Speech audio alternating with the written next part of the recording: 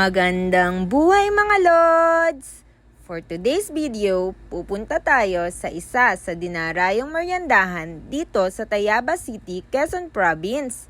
Dumaan kami sa aming paboritong shortcutan mga Lods, dito sa Hermana Pausta. Para Barangay Bigo na agad ang labas namin. Wala nang matagal na biyahe mga Lods, dahil sobrang excited na nga kaming magmerienda dito sa nirefer ng friend namin, kaya samahan nyo kaming subukan ng mga pagkain dito sa Jana Goto Mami na matatagpuan sa intersection ng Tayabas, Tumauban at Lakawan to Bypass Road ng Tayabas City.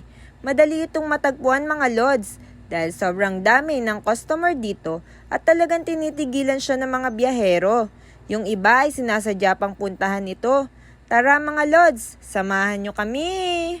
Ang bumungad niya sa amin mga Lods ay ang kanilang siopaw na may dalawang klase.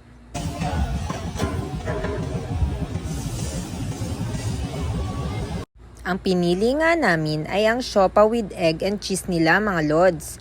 At namili na rin kami ng kanilang mga street foods. Meron silang kwek-kwek, fried siomai, Shanghai, dugo, isaw at iba pa.